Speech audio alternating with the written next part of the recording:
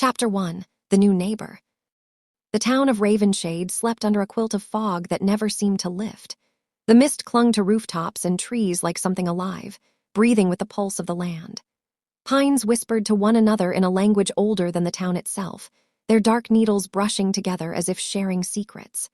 The air always smelled faintly of rain, damp earth, and something else, something that lingered beneath the surface, like memory and shadow. From the edge of the forest, Izek stood watching. He had watched this valley for years, his valley, and he could tell when something new entered it. The forest told him. The wind carried scents that didn't belong, and tonight it brought with it something human yet different, a scent he couldn't name. He stood still as the moving truck rumbled up the narrow, twisting road that led to the old Breyer house, long abandoned since the floods years ago. Its windows had been boarded up then, its bones left to rot beneath moss and ivy. No one had dared live there since. The locals said it was haunted, cursed by the forest. But now, someone was moving in. The woman stepped out first, slender, cautious, wearing exhaustion-like armor. Her hair, dark and loose, caught the light of the truck's headlamps, and even from the shadows, Izek's wolf stirred. Mira was the kind of woman people noticed twice, first for her quiet grace, then for the unspoken strength that lingered in her presence. Her dark, mid-length hair fell in loose waves that brushed her shoulders, often escaping whatever neat style she tried to tame it into. Under soft light, her hair caught deep brown undertones, almost black, framing a face that was all warmth and quiet mystery. Her eyes, large, deep brown, nearly black, held a depth that could disarm anyone who dared meet them for too long. They were eyes that seemed to feel too much, to hold both kindness and sorrow in the same breath. A small, button-like nose balanced the round softness of her face, and when she smiled, truly smiled, it felt as if the world tilted a little toward her. Her lips were a natural reddish pink, full and expressive, curving into a smile that lit up everything around her. A faint dimple formed on the right side of her cheek when she laughed. Her skin carried an olive-brown glow, smooth and flawless, kissed by the sun but soft as porcelain under the moonlight. She wasn't tall, standing at about average height, but there was a natural poise in the way she carried herself, a blend of quiet confidence and vulnerability. Her frame was slender yet strong, with gentle curves and graceful movement that made her presence feel both divine and grounded. Mira wore a soft cream sweater tucked into high-waisted jeans that hugged her figure comfortably, the kind of effortless outfit that made her look both graceful and grounded. Her dark hair was loose, brushing her shoulders in lazy waves, and she dabbed on a touch of rose-colored lip tint that brought warmth to her olive-toned skin. A simple bracelet, a gold chain with bedazzled pearls, rested against her wrist, catching the faint light whenever she moved. She had something timeless about her beauty, not the kind that shouted for attention, but one that whispered, lingered, and stayed long after she was gone. There was something about her presence, a stillness beneath the movement, the kind of calm that came not from peace, but from surviving chaos. She didn't belong here, and yet she did. He could feel it in his bones. Inside the truck, Mira adjusted her rear-view mirror, her reflection ghostly in the misted glass. In the back seat, Abir, ever the burst of sunshine behind her, wore his favorite bright red hoodie with a cartoon car on it, Lightning McQueen, he would proudly announce to anyone who'd listen, and a pair of slightly scuffed sneakers that had seen many adventures in muddy yards and playgrounds. His dark curls were a bit wild despite Mira's best attempts that morning, and his dimple flashed every time he giggled. Abir slept curled against his stuffed wolf, a gift from her mother years ago, back when life had still felt manageable. Mira exhaled slowly, the kind of breath that trembled on its way out. "Fresh start," she whispered. "No more chaos, no more fear." Her fingers tightened on the steering wheel of a small silver hatchback, practical, a little old but well kept, like everything she owned. The back seat was always scattered with Abir's toys, a spare blanket, and a faint smell of vanilla from the air freshener she'd hung months ago. A tiny crack ran across the windshield's corner, and a sticker of a cartoon fox clung to the dashboard, Abir's doing. It wasn't fancy, but it was hers, a quiet piece of stability in a life that had seen too many storms. She wasn't entirely sure she believed herself. The house loomed ahead, its gables like jagged teeth biting into the night. The porch sagged under the weight of time, and ivy climbed the walls like veins. The roof tilted slightly, patched in places where storms had left scars. But it was hers, the first thing she had ever owned entirely on her own. "Home," she said softly, though the word felt foreign. She glanced at Abir. His tiny face was peaceful in sleep, a comfort that kept her steady when her doubts threatened to take hold. For him, she would make this work. She had to. The moving truck's driver whistled low. "You sure about this place, miss? Locals say this house got bad history." Mira smiled faintly. Bad history makes good stories. He grinned, but didn't reply, muttering something about city folks and their bravery as he climbed back into the truck. From the shadows near the trees, a pair of eyes, golden, sharp, inhuman, followed her every movement. The next morning, fog rolled across Ravenshade like a tide. Mira stood in the yard, hugging her coat close as she surveyed the overgrown garden. The air was cold enough to sting. Somewhere in the woods, a bird cried out, not quite an owl, not quite anything she recognized. "Mama, cold," Abir murmured, peeking out from the doorway, his stuffed wolf clutched tightly in one hand. "Go inside, sweetheart. Mama just needs a minute." She crouched, pulling at the stubborn weeds by the steps, but her gaze kept drifting toward the forest. The pines stood like sentinels, ancient and still, their dark spires fading into mist. Something about them made her uneasy, not in a fearful way, but as if she was being observed. When the crunch of gravel sounded behind her, Mira turned. A woman about her age approached, jeans streaked with dirt, curly brown hair piled messily on his head. She carried a basket of apples and the kind of cautious friendliness that only small towns produced. "You must be the new neighbor," she said, offering a smile that didn't quite hide her curiosity. "I'm Nova. I live up the road, past the old mill."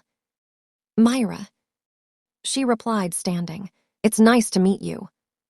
Nova handed her the basket. "Welcome to Ravenshade.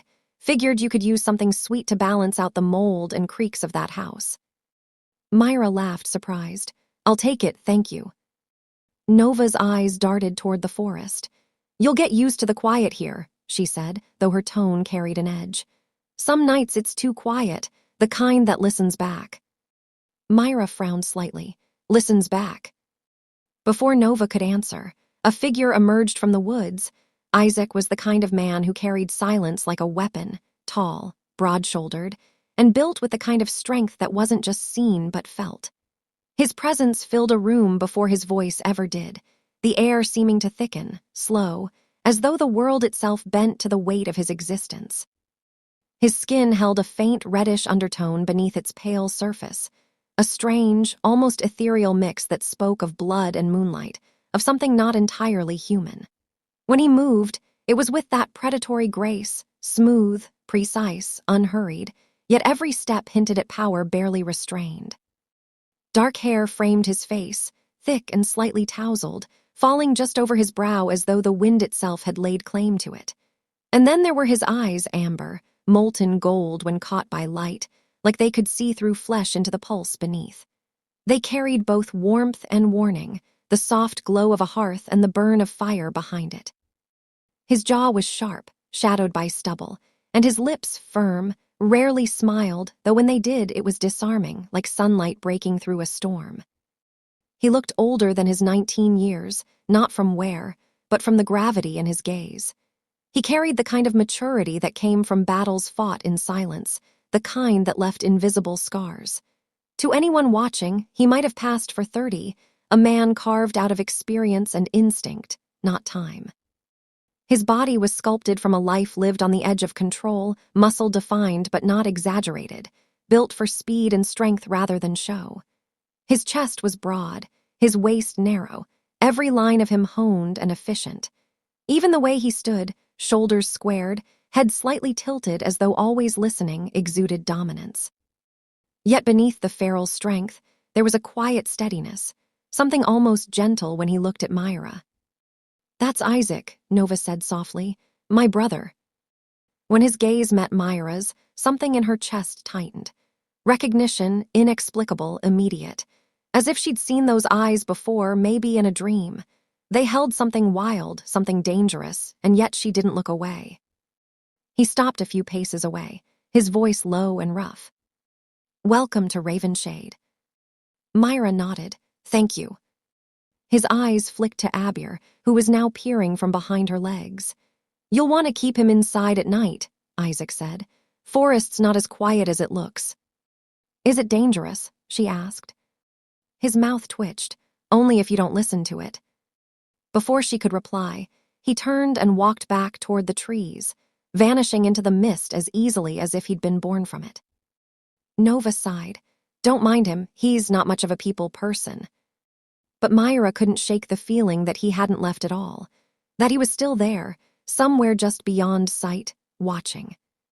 Izek's house stood at the far end of the narrow lane that wound through Ravenshade's edge, opposite Mira's old cottage, a quiet shadow among the trees. It wasn't much of a house, not anymore.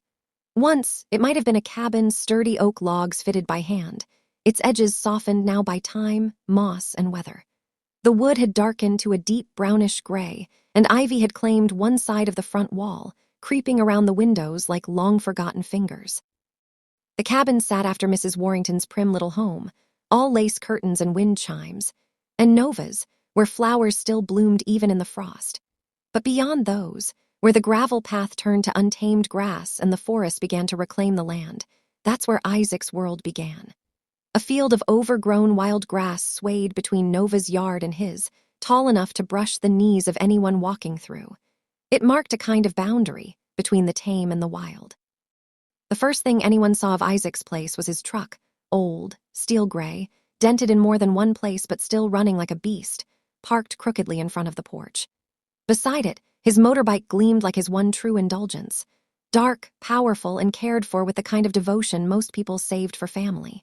Its chrome shone even through the dirt, and he often spent hours tuning it, hands stained with oil, the low rumble of its engine echoing into the trees. The porch creaked underfoot, its boards uneven but warm from the light spilling through the cabin's wide front windows.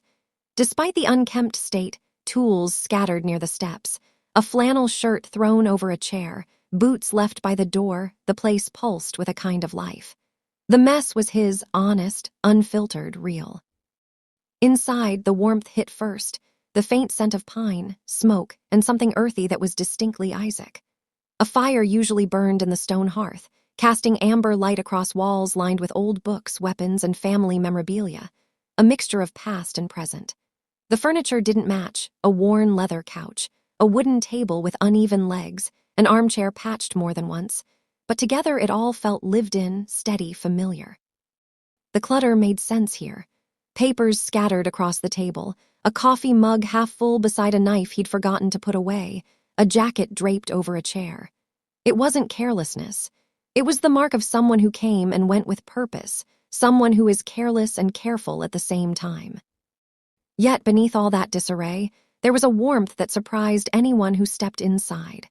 The lamps cast soft yellow light, and there was always music, low, crackling from an old speaker, something that gave the illusion of peace. It was a place that felt like him, rough, strong, untamed, but alive.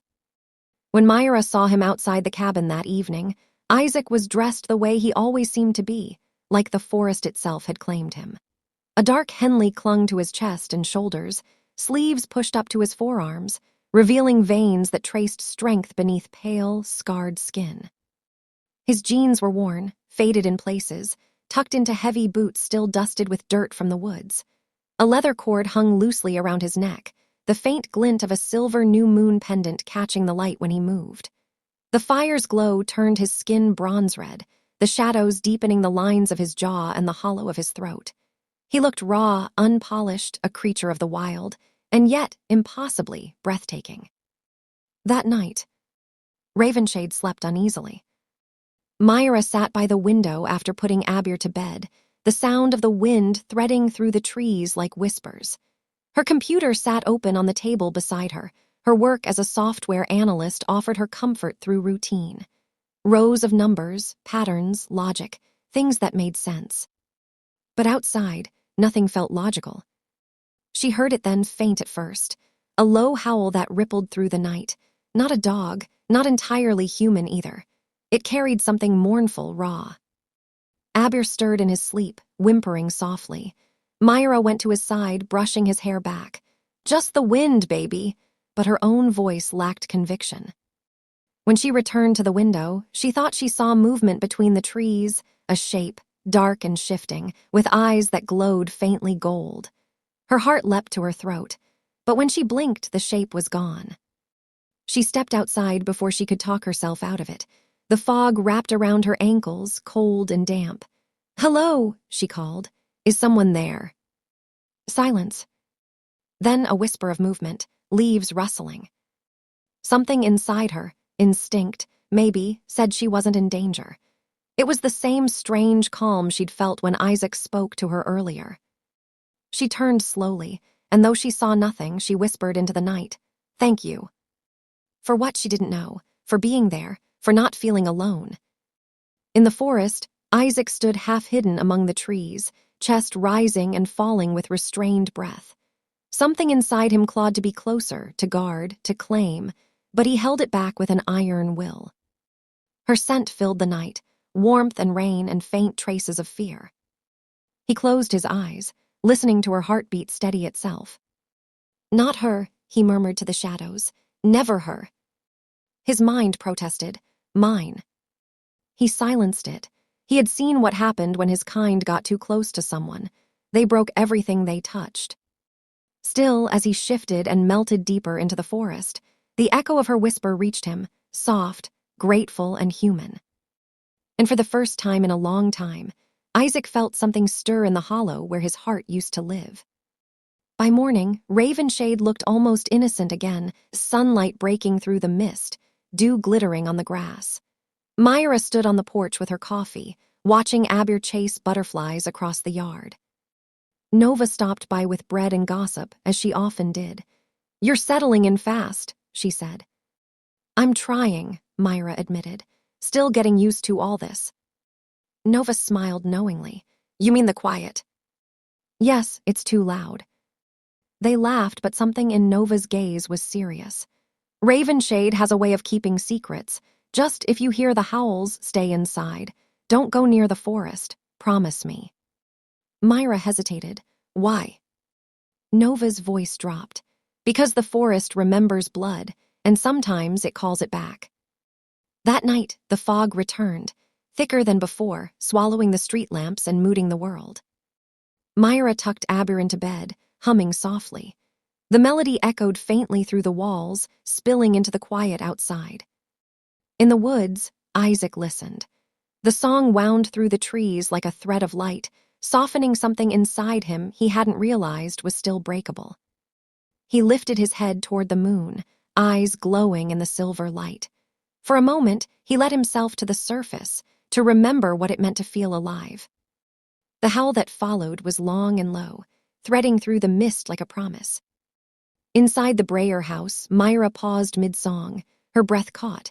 She went to the window, hand pressed to the glass. The sound wasn't frightening anymore. It was beautiful, wild and lonely and sad. "Who are you?" she whispered into the night. And somewhere beyond the veil of trees, a pair of golden eyes opened, watching her still. Thank you for listening to Moonbound.